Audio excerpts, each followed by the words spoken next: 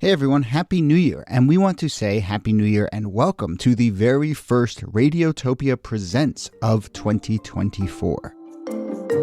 It's a series that we are truly excited about. It's called Shocking, Heartbreaking, Transformative. Now, this is from documentarian Jess Shane, who put out an open call on Craigslist and then worked with 4 strangers to explore the standard rules that documentarians and journalists use to tell their subject stories. So this series gets into all sorts of questions about what happens when people's real lives are collected, edited, and consumed. The show pulls back the curtain on what goes on behind the scenes of your favorite nonfiction shows. And then it turns in on itself and some really interesting twists and turns along the way in the making of the show. I've gotten to know Jess a little bit over the making of this show. Every time I chat with her, there's a new wrinkle to this story. It is really incredible. So go check out the new Radiotopia Presents series, Shocking, Heartbreaking, Transformative. It is out now on your favorite podcast platform.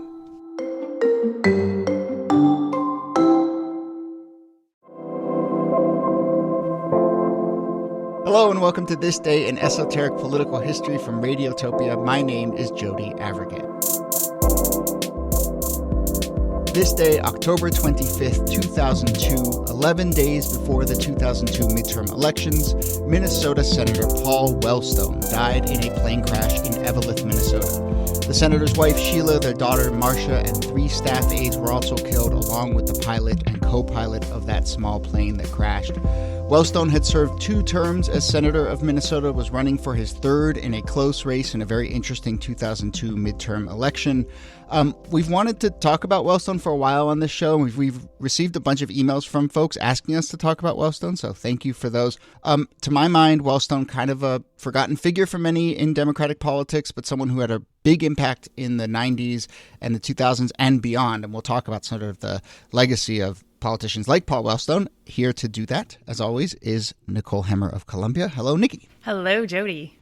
So, I want to start with just painting a sketch of Paul Wellstone as a person and Paul Wellstone and his politics, and then we'll talk about his legacy. I will just share that my folks are sort of active in lefty politics and in the sort of DC think tank world. And when Wellstone died in 2002, I was on the younger side. I don't think I had a sense at the time of who he was, but I just remember sort of my parents' generation, this death really hitting them hard in progressive politics. And I mean, that's honestly kind of one of the reasons I want to do this, is just because I just remember like the feeling among progressives when this happened. And obviously the death of a prominent politician is tragic, but I don't know.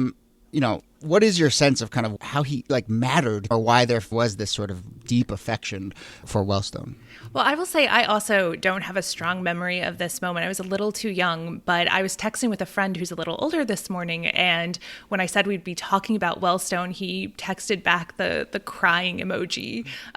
Because there is, especially for folks, I think now in their 50s and 60s who were active in progressive politics, Wellstone was their kind of hope for the future. This was a generation that was probably a little too young for Bobby Kennedy's run in 1968 and the tragic end of that story, and that didn't necessarily have a ton of progressive politicians in the Democratic Party to draw from. It was a moment when the Democratic Party during the Bill Clinton era had come to restrain itself more in its lefty politics. There was less room for progressive politics in the party. And so somebody like Wellstone was the great hope for the future. The post-Clinton future was riding on Paul Wellstone's shoulders.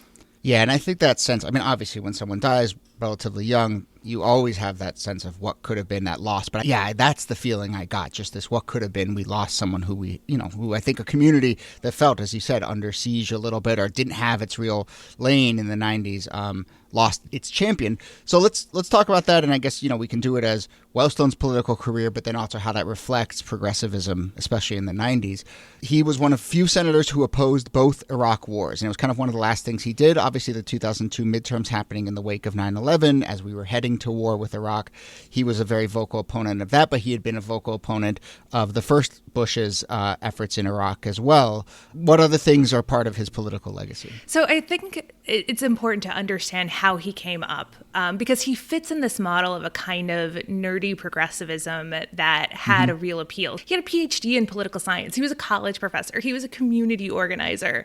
He was somebody who really came up through the grassroots of lefty politics. politics. So up through like labor union organizing and community organizing. And he brings those lefty politics to the Senate in a kind of a surprise victory in 1990. He was the only non-incumbent to win in the Senate in 1990 in a pretty close race. And he brings, again, this opposition to the war, but even kind of more progressive politics by the time 2002 rolls around. So he had initially voted for the Defense of Marriage Act. He says in 2001, in a book called Conscience of a Liberal, which we can talk about, that he was wrong to do that. And coming out in favor of marriage equality in 2001 put you pretty far on the left in the Democratic Party on social policy. Yeah.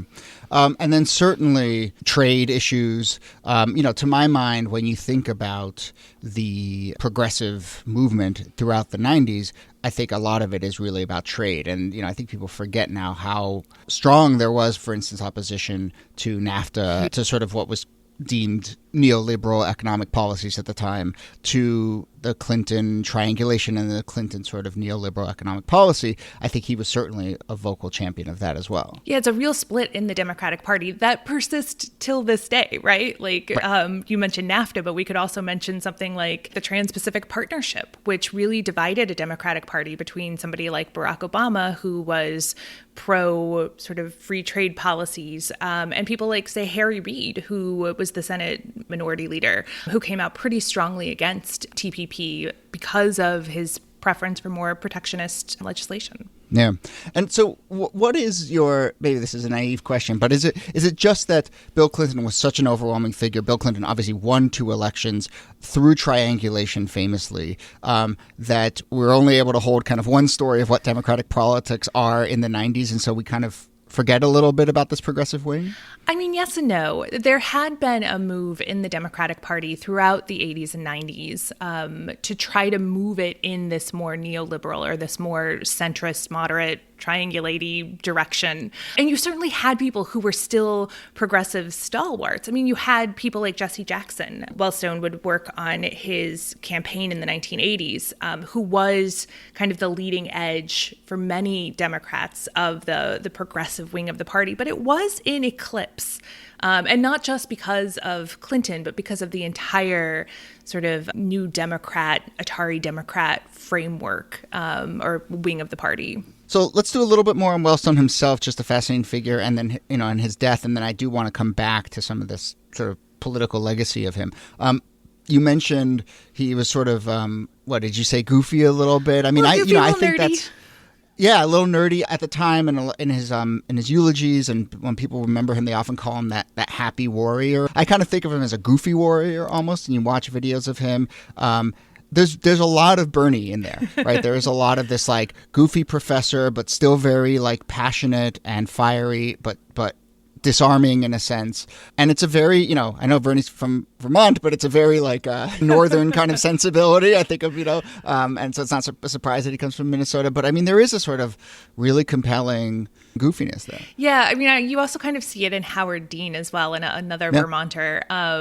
This kind of, I would say like this kind of goofy white progressivism. And the reason that I say that is because to my mind, like the clear successor for somebody like Wellstone is Barack Obama, a community organizer, a college professor who comes up as an outsider with progressive politics, not the same slate of politics as we talked about with things like trade, but who opposed the Iraq War, right? And was able to use that as his platform. And you can kind of imagine how different 2008 or even the 2004 Democratic National Convention would have looked if somebody like Wellstone was there as sort of the lefty progressive voice that Barack Obama, I wouldn't quite call him a lefty, but like a progressive voice that would emerge in that moment. Right. But of course, Obama had that sort of slickness, I think, in a compelling way that he wasn't rough around the edges in the way that Wellstone was or Dean was.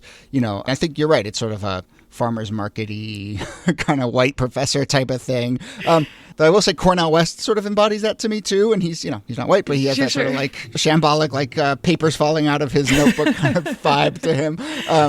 But I think if you talk about both a political and a kind of aesthetic inheritor to Paul Wellstone. It really is Al Franken. And so Al Franken, senator, obviously from Minnesota. We'll talk about what happened in actually, do you want to quickly, before we get to Franken, talk about what happened in 2002 so that we can paint the picture of how Franken then comes on the scene and picks up this mantle? So I mentioned it was a close election. Obviously, a candidate dies 11 days before the election. What comes next? I mean, this is a huge shakeup to what was already a very close race. What the DFL, the Democratic Farm Labor Party, which is the Democratic Party in Minnesota, did was they reached back into their history and pulled Walter Mondale out of their hat and said, okay, Mondale is going to run for this now open Senate seat because they had, somebody died 11 days before the election. They needed somebody on that ticket. And ultimately, that ticket loses to Norm Coleman by a couple of points. And so here you see Al Franken as the direct successor in many ways of Paul Wellstone, because 6 years later, Al Franken runs for Wellstone's seat and by a margin of some 300 votes defeats Coleman.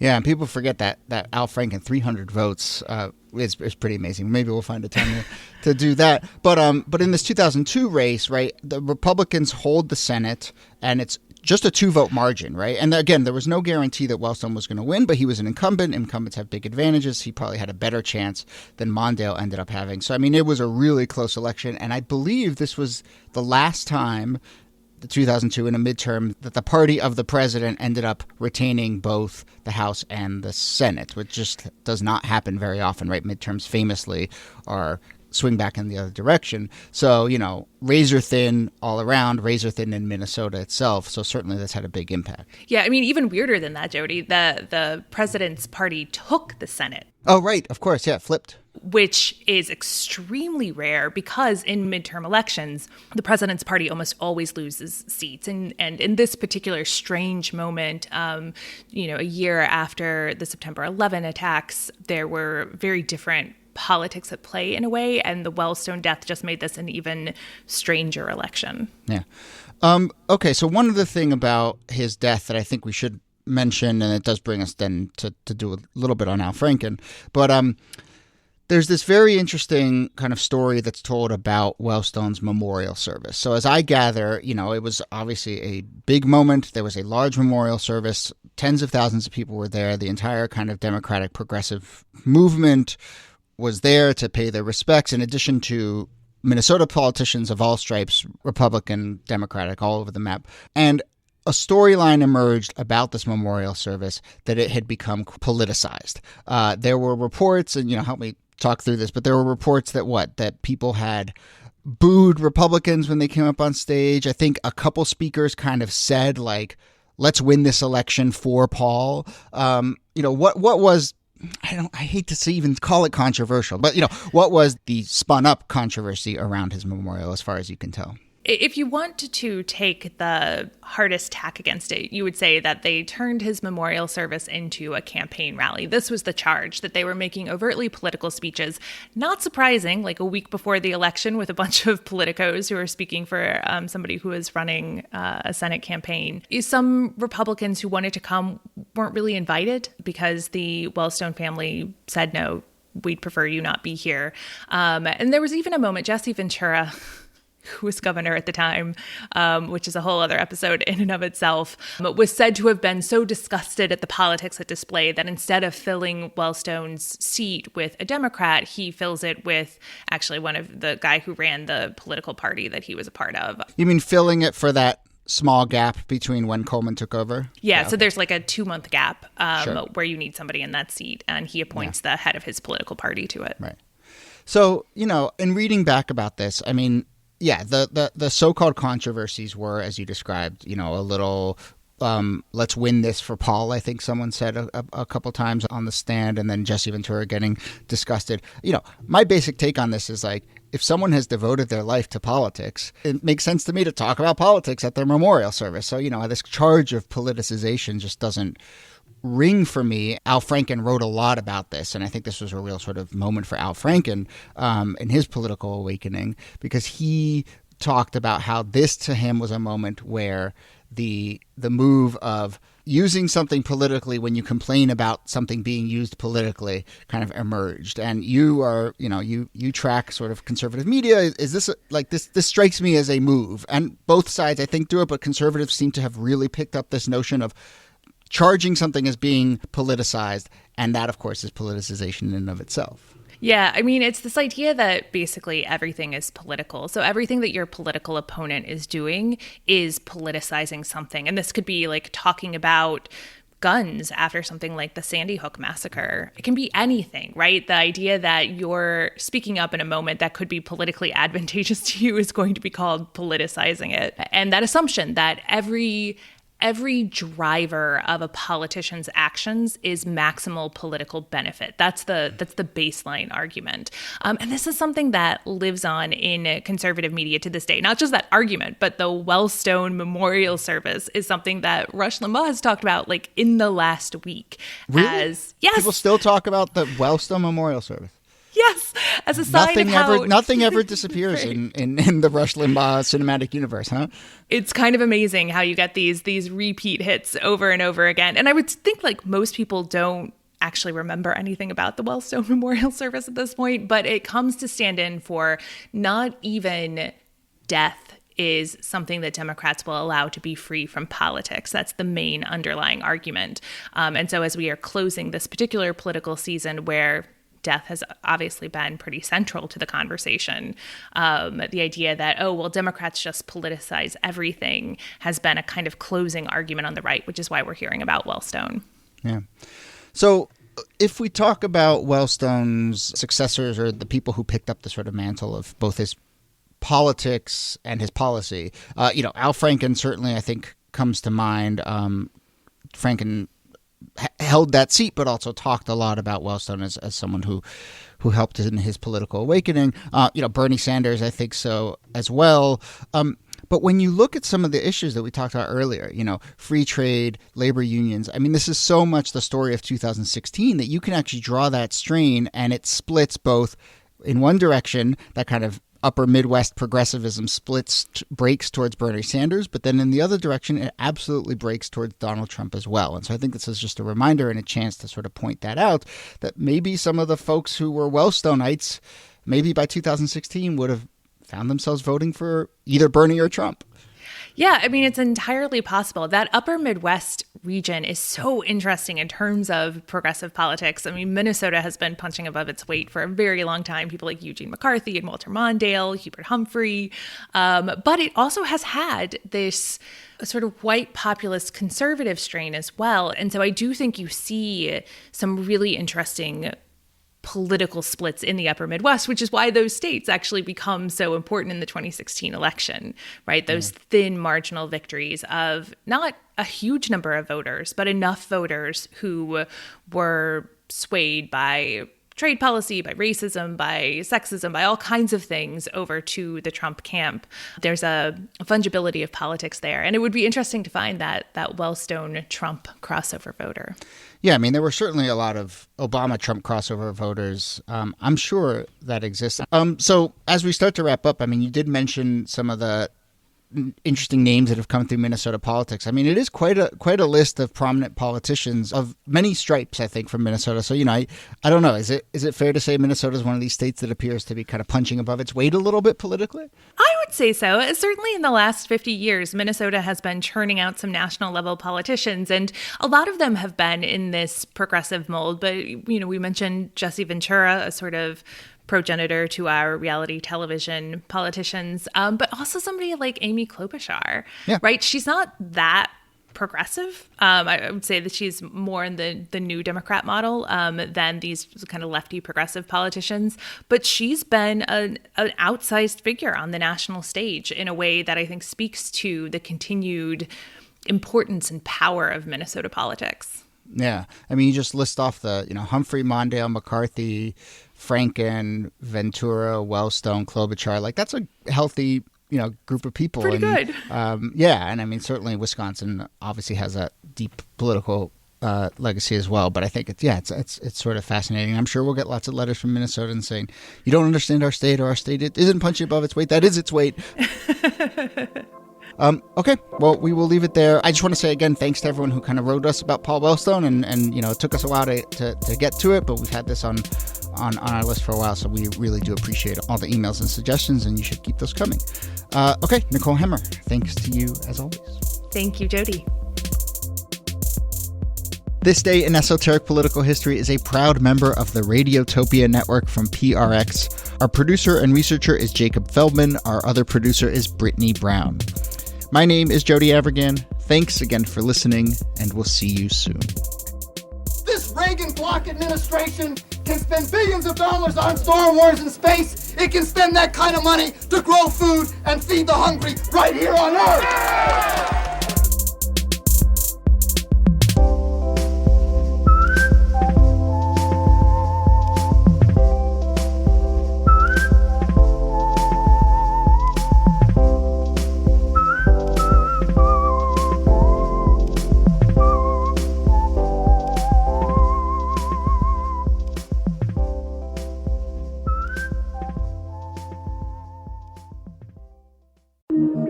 Radiotopia.